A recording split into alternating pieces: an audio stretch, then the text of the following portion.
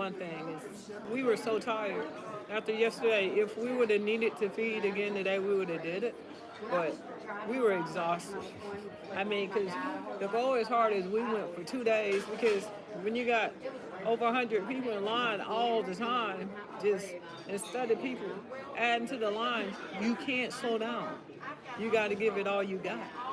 You mean, and so we pushed through, but the resilience, and we want to thank everyone that prayed for us, that donated, and we just wanted to go over a few other things because someone is always out there causing problems. Y'all saw the problems that the person caused on the live, and all I can say about her is I can pray for her. Chef Carmen and her new partner Jeremy sit down and have a meal together and discuss what both of them had just accomplished down at Asheville.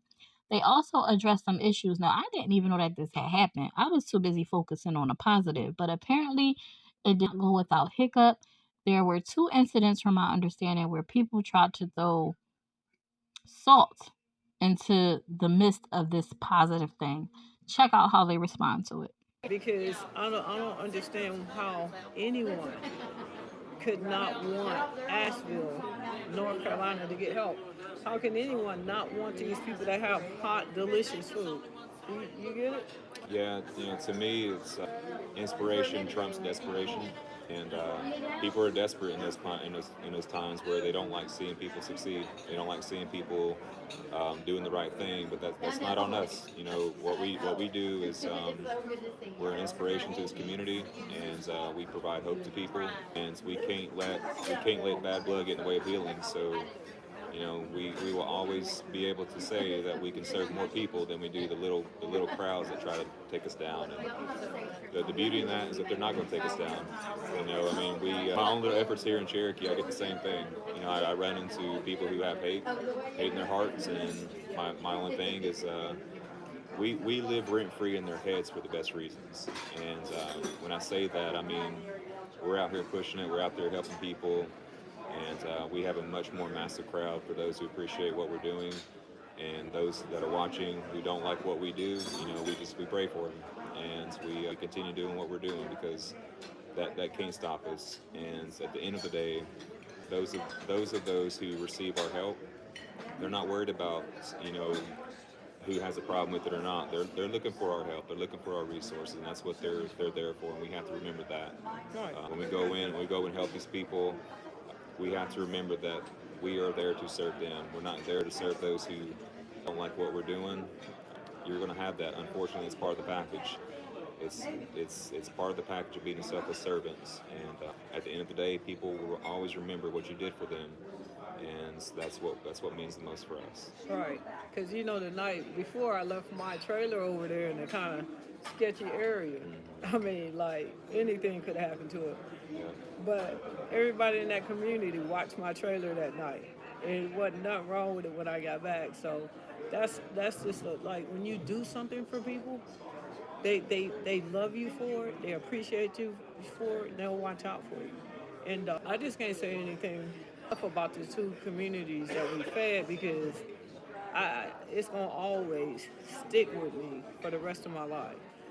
Asheville, North Carolina, we love you, and they still struggling. Asheville still need a lot of help. There's so many things that could be done for Nashville, and a lot of people say, well, the Red Cross and who else is it? The Red Cross FEMA. and FEMA can do it. I mean, they have, you know, ways to get it done. Paperwork, you have to fill out a lot of paperwork, go through a lot of red tape. But when Jeremy brought me in, we instantly gave the community a boost of something that they needed.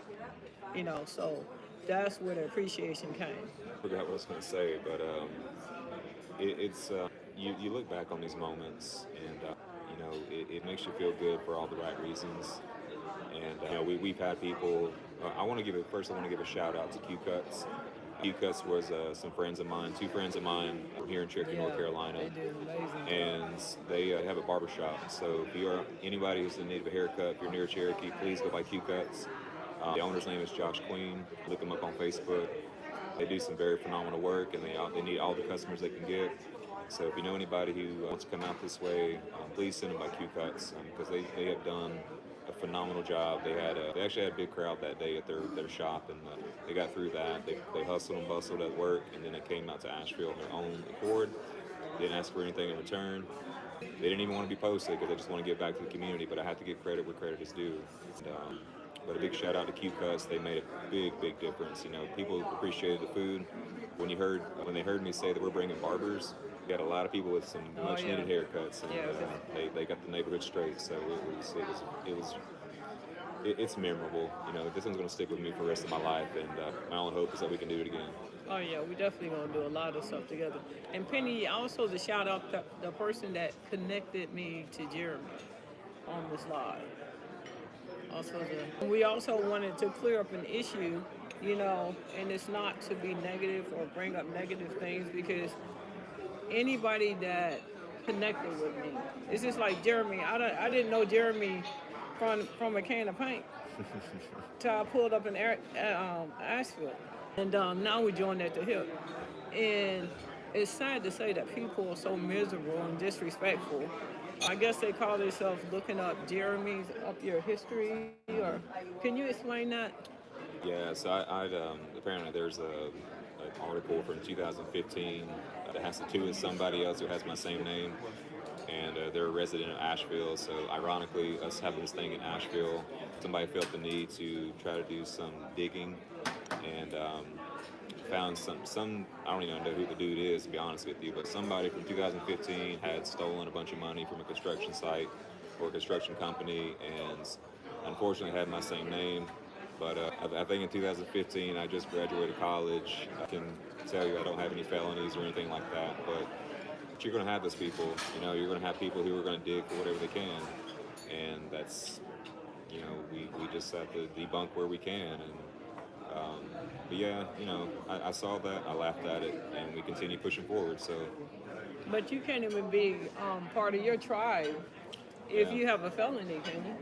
No, I mean you can, but there's a lot of things that you can't. You can't run for government. You can't be a part of certain appointments and stuff like that. Civil court and federal court are two different things. Okay. But yeah, for the most part, there's a lot that you can't be a part of. But for in this case, my slate is clean, and like I said, haters gonna hate. So. They're gonna do it all the time, and we want to kind of clear that up because it's ridiculous that I don't even want to get no energy. I don't want to take any shine away from all the good that we did, because I refuse to let these people live rent-free in my head. I don't think about them, and I'm not going to get into playing tit for that tat, because they're actually fighting with themselves, because I don't pay them no attention. I learned my lesson. I don't have nothing to say to them, but I just don't know how you could say it's better that the people in Asheville don't eat if Chef Carmen got to feed them. How can you not want people to eat? And how can you go digging around in people's backgrounds, trying to destroy somebody's life, just because I have a part in something that they're doing, helping people, giving back? I don't get it. And, and y'all saw the young lady that came out, and she said she was a hater. I don't even know this girl. I don't want to know her. And I hope she feels good about what she did yesterday, because that was totally ridiculous. We were feeding elderly people that were sick inside a building that couldn't even come out. Some of them were bedridden that appreciated the meal. And it shows nothing but straight, pure ignorance. And we're just not going to let anything stop us. We're not going to tolerate it. And, I used to feed the homeless a lot, and I stopped doing it. And God gave me this. And I really, when I tell y'all have no idea what boost, what elevation, how I felt after yesterday. Because I longed to do this, and I was allowed to do this again. Yeah, sometimes people do that because they're hurting on the inside. We don't always know their story, but it doesn't make what they're doing right, of course. We just have to wish the best for them in their own life, and we have to continue doing what we're doing. And like I said, at the end of the day, when our time has passed in this life, We are always remembered by what we did for others and how we made others feel. And that's the mindset that we have to continue moving forward with, because if we sit back and worry about what everyone else thinks about us, or whether they have a problem with what we're doing, as far as good deeds, then we're limiting ourselves on how we give back, Right. and we can't do that. And that's exactly what they want. That's exactly what they want. Oh man, them dudes look good. God dang. I have the lobster. Yes. It's me. Wow. Those look good. Look at these. Look at this calamari. Now I know Tay don't like calamari, but she may dig into this. Look at that.